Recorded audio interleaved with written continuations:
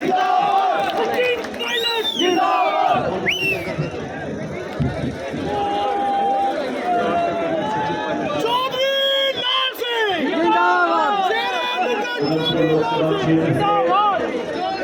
Congress party के लोकप्रिय और जाबाज उम्मीदवार चौधरी लाल सिंह जी, हमारे प्रदेश अध्यक्ष जी वानी साहब, एआईसीसी के प्रभारी मनोज यादव जी, मनोज लाल जी, हमारे पंकज डोगरा साहब, भगत जी, श्रीमती लाल सिंह जी जिनका भाषण आपने सुना। इस सभा में मौजूद नौजवान दोस्तों, आदरणीय बुजुर्गों, मेरी माताओं, बहनों, नौजवान साथियों, प्यारे बच्चों, मैं आज आपके बीच में लोकसभा के पहले चरण में फर्स्ट फेज का जो चुनाव है 19 तारीख को, उसमें लाल सिंह जी के समर्थन में आपसे वोट मांगने, आशीर्वाद मांगने, समर्थन मांगने के लिए आया हूं। और मैं आप सबका बहुत बहुत धन्यवाद देता हूं कि आप इतनी बड़ी संख्या में यहाँ पर आए हो। ये कठुआ के यहाँ के लोगों का प्यार है। अभी मंच में मुझे बोल रहे थे, मेरा आने का कार्यक्रम था आज का। कल प्रियंका गांधी जी राजस्थान में थी, दौसा में। वहां से मैं जयपुर गया, जयपुर से दिल्ली आया, दिल्ली से जम्मू गया, जम्मू से आपके बीच में आया और बहुत दिक्कतों का सामना हमें करना पड़ा, लेकिन आपसे आकर मिलने का मेरा मन था और मैं ऊपर वाले का शुक्रगुजार हूं कि मुझे मौका मिला कि आपके बीच में यहाँ पर आया हूँ। और मैंने पूछा भाभी से, मैंने कहा भाई लाल सिंह जी कहाँ हैं? कहती है सचिन जी उनको चलने का बहुत शौक है, वो पैदल चलते हुए आ रहे हैं। तो जब लाल सिंह जी यहाँ पर आए तो मैंने कहा भाभी आप तो झूठ बोल रही थी, आपने कहा वो पैदल चल रहे हैं, वो तो कंधों में बैठ के आ रहे हैं यहाँ पर। तो लाल सिंह जी का एक अलग अंदाज है। लोकसभा में जब यहाँ से सांसद थे, मैं भी उस समय सांसद था, हम लोगों ने समय बहुत बताया लोकसभा के अंदर। और लाल सिंह जी का स्टाइल कुछ अलग ही है, मानते हो आप लोग?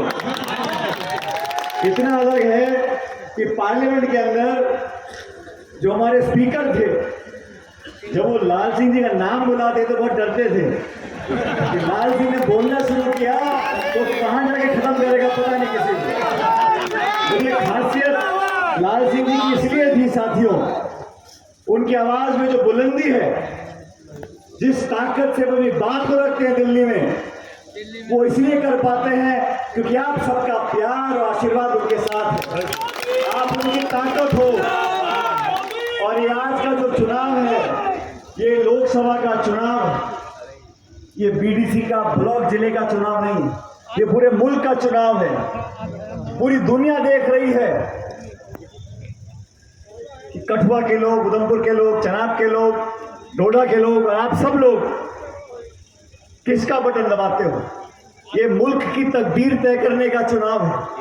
अगले 5 साल तक इस रियासत का, इस देश का क्या हाल होगा, क्या दिशा होगी, क्या दशा होगी, इसका निर्णय आपको करना है।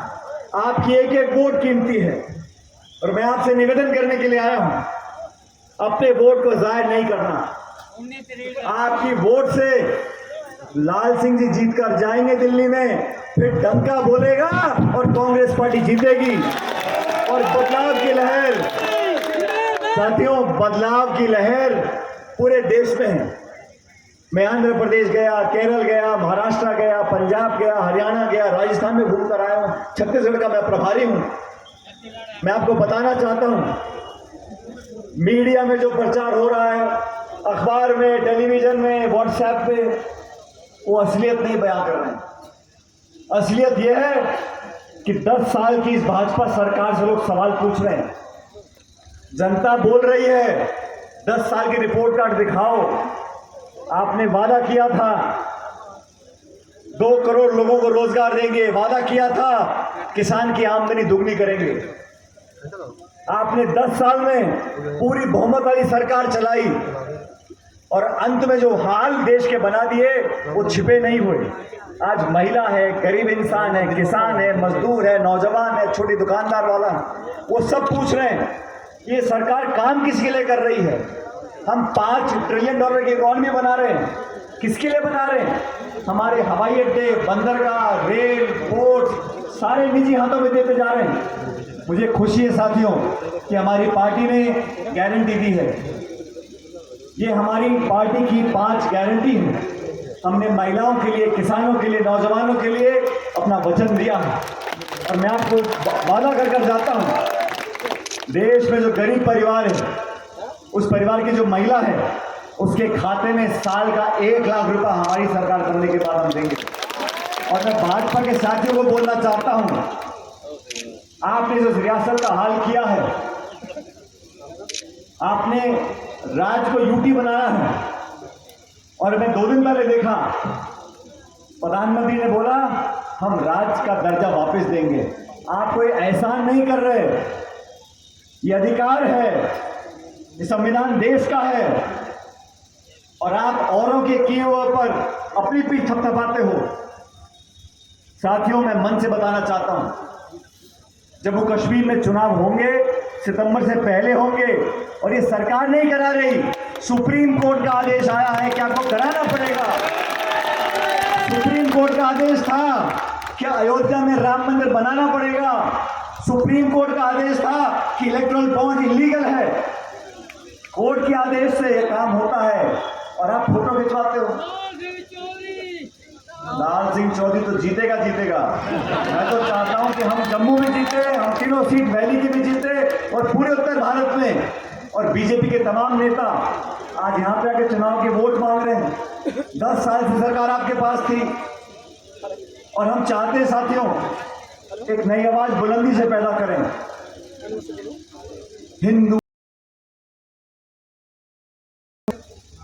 हिंदुस्तान, पाकिस्तान, इतना ही भाषण है बीजेपी के नेताओं का। बीजेपी के नेताओं का स्कूल, कॉलेज, अस्पताल, निवेश, बेरोजगारी, महंगाई, महिला, नौजवान, किसान, खाद, बीज, बिजली, पानी, कोई मतलब नहीं।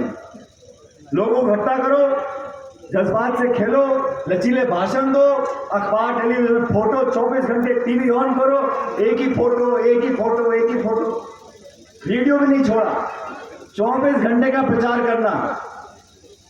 और हालात ये हो गई है, आज जो खाई बन गई है गरीब और अमीर की, आज से पहले ऐसा नहीं था। सरदार मनमोहन सिंह जी देश के प्रधान,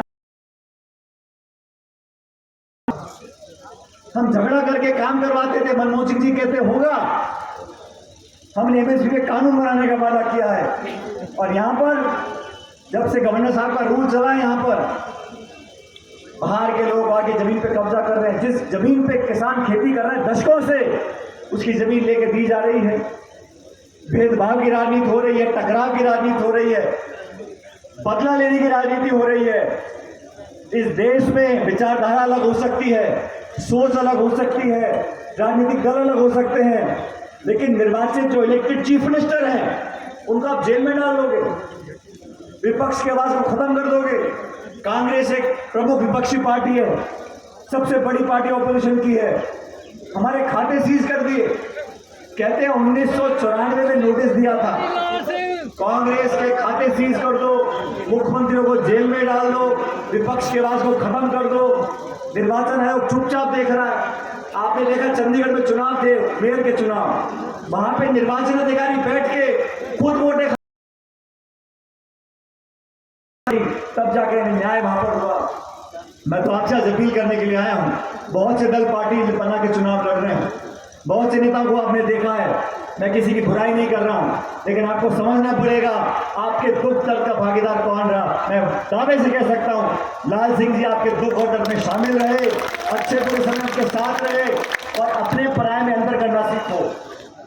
वो लोग नहीं, वो लोग जो दिल्ली से आके भाषण दे जाते हैं और आपको बड़े बड़े वादे कर जाते हैं। हम उस पार्टी के लोग हैं, आजादी से पहले से लेकर आज तक इस कांग्रेस ने खून पसीने से जम्मू और कश्मीर को सींचा है, लोगों को इकट्ठा रखा है, हमने कुर्बानियां दी हैं, अपना सियासी ताकत देने का काम हम लोगों ने किया है। मैं तो सिर्फ आप लोगों से निवेदन कर रहा हूं, 19 तारीख को वोट पड़ेगा, बड़े बड़े लोग चुनाव यहां से लड़ रहे हैं, लेकिन अपने बेटे को, अपने भाई को, अपने उस जाबाज नेता को आपको दोबारा दिल्ली भेजना है। दिल्ली भेजोगे नहीं भेजोगे? आवाज नहीं आई भाई। दिल्ली भेजोगे नहीं भेजोगे? अब मेरे बाद लाल सिंह जी भाषण देंगे। मैं रमन लाला के क्षेत्र में जा रहा हूं, लेकिन मैं जब इतनी दूर से आया हूं तो जब और मैं आज यहाँ खड़ा हूं उस क्षेत्र में, मैं याद करना चाहता हूं स्वर्गीय मंगलराम शर्मा जी को। उन्होंने, स्वर्गीय पायलट साहब ने, जब मुसीबत का दौर था, जब रियासत में आतंकवादी थे, यहाँ गोलियां चलती थी, कोई आंसू पोंछने वाला नहीं था, तब हमारे दल के नेता के यहाँ पे लोगों का हाथ थामते थे। ये बीजेपी वाले कहां घूमते थे उन दिनों में? कहां थे भाषण? कहां थे विज्ञापन? अपने पराये का पता पड़ता है जब दुख और मुसीबत होती है। अच्छे समय में, त्योहार में सब लोग आ जाते हैं, लेकिन मातम मनाने के लिए, दुख में आंसू पहुंचने के लिए, कठिनाई में हाथ थामने के लिए जो आता है वही अपना होता है। इसलिए लाल सिंह जी की आज मैं जमानत देने आया हूं। हमारे बहुत से साथी, और लाल सिंह जी का जो भाषण है ना, वो थोड़ा तीखा रहता है। चक्कर में कभी कभी ऊपर नीचे हो जाता है, लेकिन मन साफ है। जो जोर से बोल सकता है, इसका मन साफ है, वही बोल सकता है। जिसने कभी ईमानदारी का दामन नहीं छोड़ा हो, जिसने कभी जनता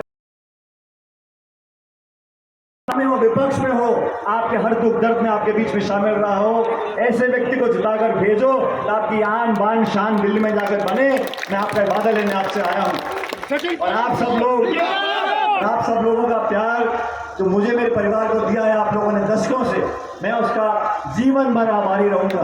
आप लोगों ने जो स्नेह और आशीर्वाद दिया है वो मेरे जहन में हमेशा रहेगा। मेरे बाद लाल सिंह जी बोलेंगे, जैसा मैंने कहा, मैं भी जिद्दी आदमी हूँ, मैं भी ऐसे छोड़ूंगा नहीं।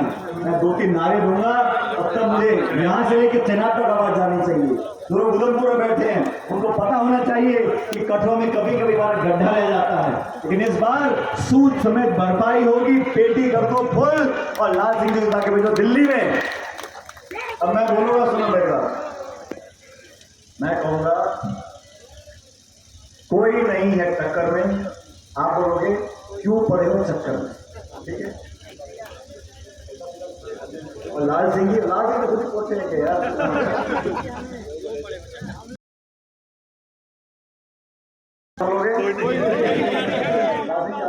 कोई नहीं है टक्कर में।